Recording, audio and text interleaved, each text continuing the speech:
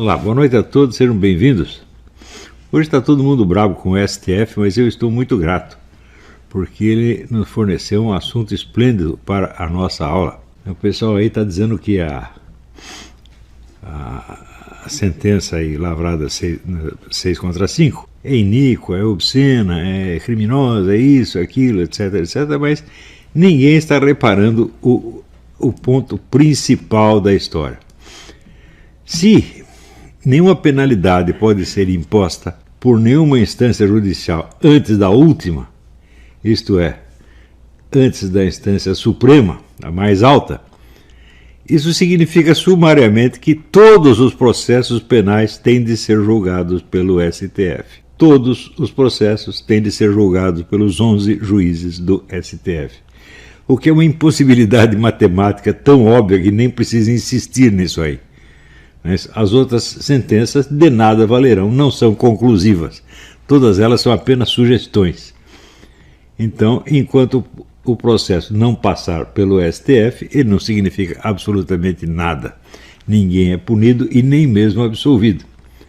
O sujeito que assinou uma coisa dessa teria que ser imediatamente retirado para um hospício, tá certo? E forçado a reingressar no ensino primário. Porque, obviamente, ele não percebe o ilogismo da situação que ele criou. Porque esta sentença, ela suprime a condição da sua própria aplicabilidade. Portanto, eu lamento discordar do nosso querido ministro Sérgio Moro, quando ele diz que é preciso obedecer esta sentença. Não, não é preciso nem possível obedecer esta sentença, porque um dos princípios fundamentais do direito é ad impossibilia nemo tenetur.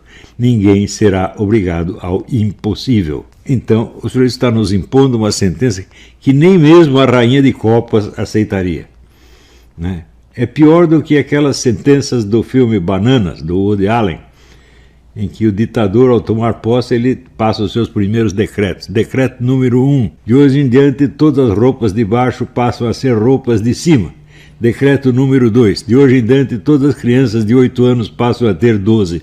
E assim por diante. É uma coisa que está nesse nível. Gente, quando eu falo esse problema do analfabetismo funcional, eu não estou brincando.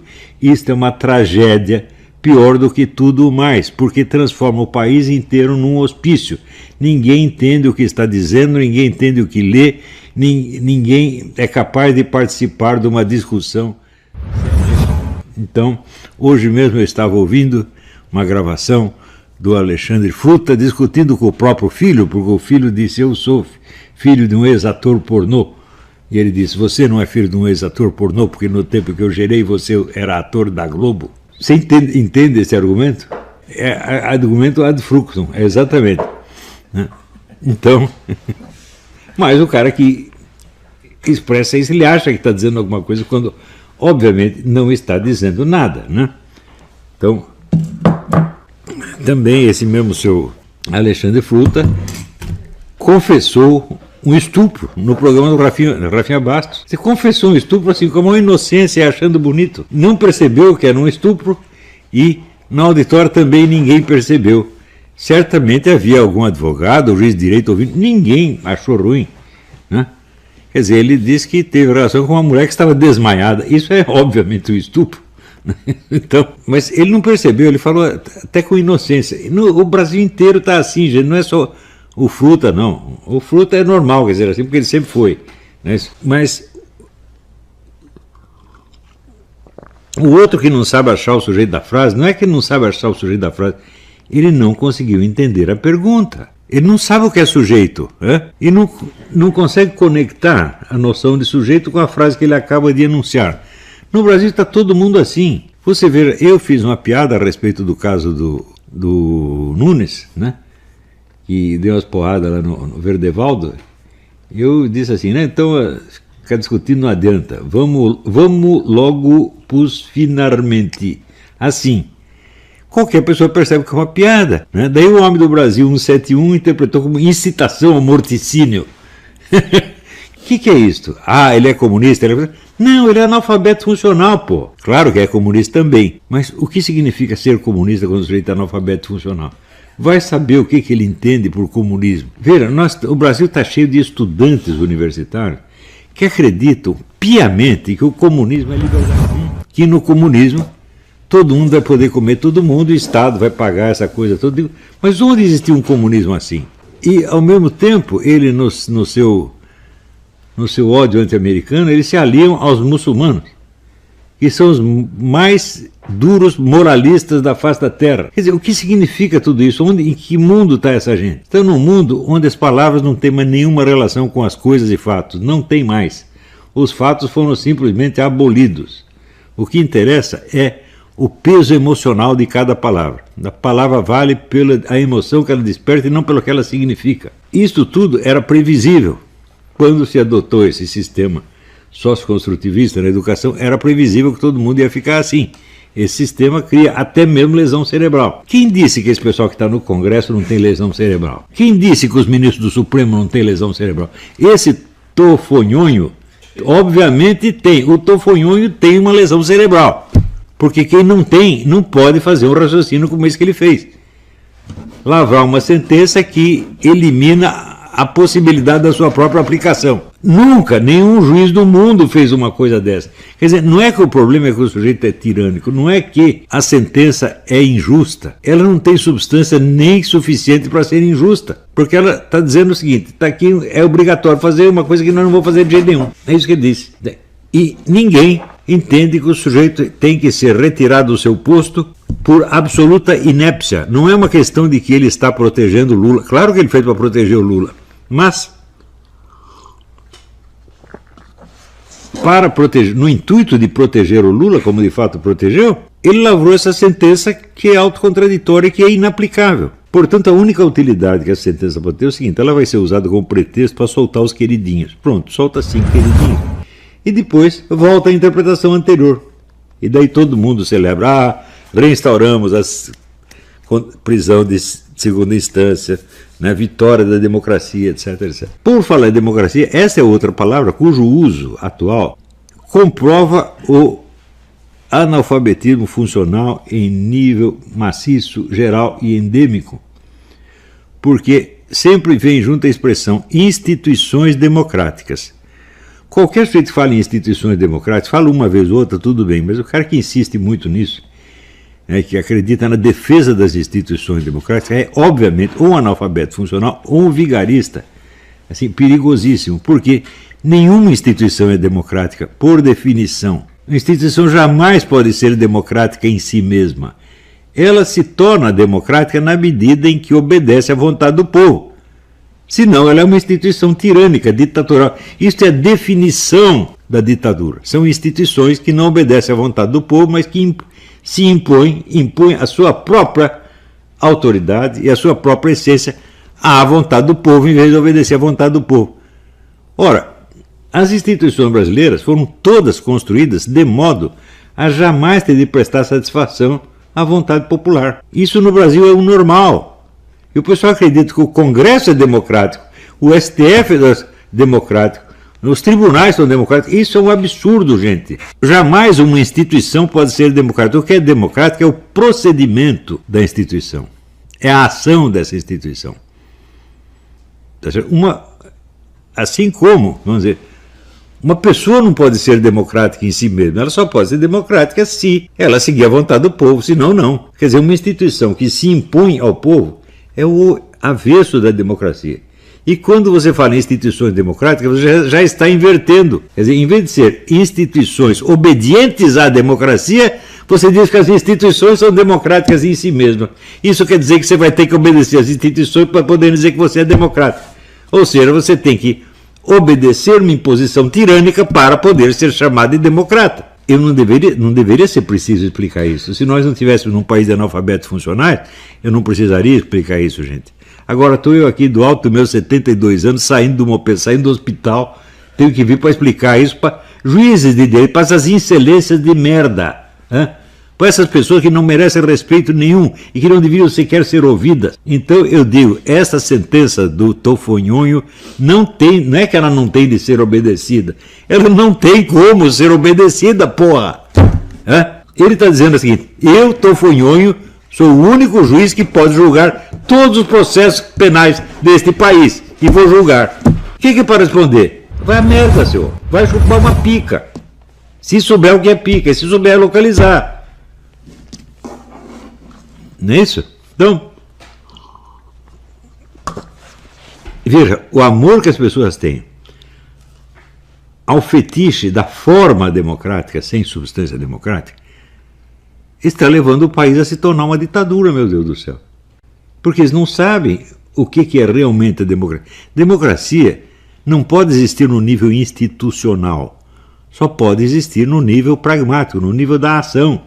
São as ações que são democráticas quando obedecem à vontade popular. Mas vontade popular no Brasil não significa nada. Não houve um plebiscito em que 70 e tanto por cento da população favoreceu a liberação das armas. Foi obedecido? Não foi obedecido até hoje. Não foi obedecido por quem? Pelas instituições democráticas. E quem quer que as instituições democráticas obedeçam à vontade popular é chamado de fascista, de tirano, de adepto da ditadura, etc, etc, etc. Quer dizer, esta inversão mostra o seguinte: o pessoal perdeu o uso da linguagem. E quando se perde o uso da linguagem, você ainda falar em democracia não tem sentido, porque a democracia, todo mundo diz, a democracia depende do diálogo. Fala, que diálogo? Que diálogo pode haver com quem não entende o que está dizendo? Fale mais alto, fale mais alto. O mesmo com militância também. Em que sentido? Ah, sim, a palavra militância também, a palavra milícia. Você vê, existe a notícia de 2013, o PT e o PSDB formando milícias pagas. E isso não é crime. Daí aparece a hipótese vaga de uma milícia bolsonarista trabalhando para uma campanha que não tinha dinheiro, que não gastou dinheiro nenhum. Ah, então pode ser que outra pessoa pagou. Se outra pessoa pagasse, o que tem de errado nisso? Pagou com dinheiro público? Não, pagou com seu próprio dinheiro. Mas isso não é verdade na quase totalidade dos casos. Por exemplo, né, o pessoal, os meus alunos que escrevem, mandam mensagens, etc, etc. Ninguém está pagando para eles fazerem isso. O único cara que poderia pagar seria eu, mas eu não tenho dinheiro para pagar tudo isso. Isso é um absurdo. Além disso, eu tenho 500 mil leitores, como é que eu vou subsidiar, como é que eu vou treinar 500 mil leitores para fazer mensagem, né, de assassinato de reputação. Agora, as pessoas não sabem o que é assassinato de reputação. Hoje em dia é assim, qualquer coisa que você escrever contra qualquer um é assassinato de reputação. Se você diz assim, o Lula é ladrão, é assassinato de reputação. Se você diz, o Lula é bebum, é assassinato de reputação, né? O Lula é mentiroso, ele andou mentindo contra o Brasil no mundo inteiro. É assassinato de reputação. O Lula é estuprador de cabrita, assassinato de reputação. O Lula se gabou de tentar estuprar um companheiro de cela, é assassinato de reputação. Essas 5 afirmações são verdades, verdades comprovadas, com testemunho, alguns testemunhos do próprio Lula, mas é assassinato de reputação. Então significa o seguinte, o pessoal não sabe mais o que é assassinato de reputação. E vem dizer, o Olavo faz assassinato de reputação? Sim, eu sou o personagem do assassinato de reputação. Fui eu que botei a minha própria cara na capa da revista com um chapéu de palhaço? Fui eu que botei a minha própria cara na capa da revista beijando o Bolsonaro na boca? Fui eu que me acusei, baseado no depoimento de uma senhora que se diz minha filha, né? Fui acusado de fazer uma ameaça à mão armada a meus filhos, que eles próprios negaram, as próprias vítimas do crime negaram que... Não, ele não me ameaçou nem com chinelo. E ainda tem gente que quer ouvir o testemunho dessa dona. É claro que eu não vou discutir com ela, é evidente. E é evidente que é biruta, é mentirosa compulsiva. Quer dizer, se você diz que houve um crime, as próprias vítimas do crime dizem que não houve crime nenhum, então isso é um assassinato de reputação. Né? Para ser um assassinato de reputação, precisa, em primeiro lugar, ser um crime de calúnia e difamação. Senão, não é um assassinato de reputação. Se você acusa o sujeito de uma coisa que ele realmente fez e que tem comprovação, não é assassinato de reputação. Pode ser até uma coisa desagradável, mas... Agora tudo virou assassinato de reputação. Mas o assassinato de reputação verdadeiro que se praticou contra mim, em quantidades assim, colossais, não, isso não interessa. Você veja... Agora aqui eu quero fazer uma crítica ao excelente deputado, Felipe Barros. Felipe, as suas explicações na comissão são excelentes, mas esse negócio de você chamar o Alexandre Frota de seu amigo é obsceno. Obsceno. Esse cara é um estuprador, confesso, ele confessou na televisão. Né? E é um autor de fake news com assassinato de reputação. Ele faz isso na sua frente e você é amigo dessa gente? Né? Você não sabe que Jesus Cristo proibiu andar com o círculo dos escarnecedores, entre os quais esse cara é um membro proeminente? Nunca mais diga isso. Não chame esse cara de excelência. Você não é, primeiro, pela lei você não é obrigado a chamar de excelência, chamar de senhor já é muita coisa. Eu não chamaria nem de senhor. Eu acho honra demais. Né? Senhor do quê? Você não é senhor nem do seu próprio comportamento. Né? Não é senhor da sua própria conduta. Não é capaz de se controlar. É um homem que confessa que viu a dona lá, viu a mãe de santo. Você acha normal um sujeito ver uma mulher pela primeira vez e tem que comê-la imediatamente? Você acha que é normal isso aí? Não tem uma conversinha, não tem uns afaguinhos, não tem um namorinho, nada. É imediatamente, já levanta o pinto e tem que comer. É claro que isso é um tarado, é claro que isso é um doente mental, meu Deus do céu. E você se diz amigo desse cara? Felipe Barros, seja homem. Não faça mais isso. Isso tira 90% do impacto das coisas que você disse. Veja, esta coisa de ter que afagar o adversário é um erro medonho. Veja, o general Heleno, outro dia, falando com a Sâmia Bonfim, comunista, disse, nós temos ideias diferentes, mas podemos trabalhar juntos pela grandeza do Brasil. Não, não podemos, general. Claro que não podemos, porque o que ela entende por grandeza do Brasil é, primeiro, a elevação do lumpenproletariado a um poder político. Segundo, a constituição do partido único, regime de partido único. Terceiro, é a liquidação, morticínio de todos os burgueses e capitalistas e fanáticos religiosos como eu. Como é que pode colaborar? Não pode colaborar. Essas pessoas têm que ser excluídas do processo democrático.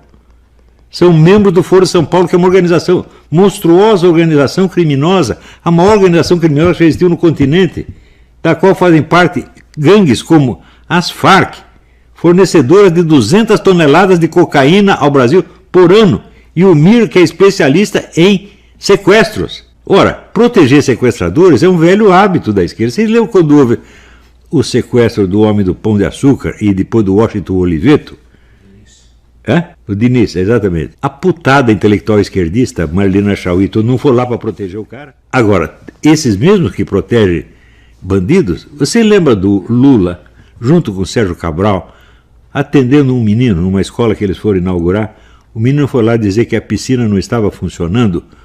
Os dois, um menino novinho, um neguinho pequenininho assim, muito educado, os dois massacraram o sujeito. Essa gente defende criminoso, porra. Você já viu o Bolsonaro fazer uma coisa dessa? Nunca. A conduta do Bolsonaro com os pobres é a mesma que ele tem com os ricos. Isso é uma coisa que eu aprendi com meu pai. Meu pai tratava todo mundo igual, podia ser ministro ou governador do Estado. O governador do Estado, o Roberto Abreu Sodré, era amigo de juventude dele. Ele tratava o Sodré igualzinho que tratava o mendigo na rua, com o mesmo respeito. Eu aprendi isso com meu pai. Infelizmente aprendi pouco com ele, morreu logo. Mas isso aí eu não esqueci, essa lição eu não esqueci. Às vezes levava o mendigo para jantar em casa. Tem café aqui? Estão entendendo, gente? Estão entendendo o país que esses caras fizeram? Um país que tem um cara como Tofonhonho na presidência do Supremo Tribunal, um país condenado. Não é porque ele é esquerdista, não é porque eu nem sei qual é a ideologia desse cara, nem acredito em nenhuma. Ou seja, o cara é inepto, ele não é capacitado a ler a sua própria sentença e compreendê-la. Ele é pior do que o Davi Miranda, que não sabe achar o sujeito da frase, porque ele não sabe o sujeito, verbo, objeto. Ele não sabe o que está dizendo. E no Brasil isso se tornou normal, gente. Então, eu acho que nesses pedidos de impeachment do Tofonhonho, devia entrar em primeiríssimo lugar esta consideração. O juiz que assina uma sentença que suprime a condição da sua própria aplicabilidade não sabe o que está fazendo.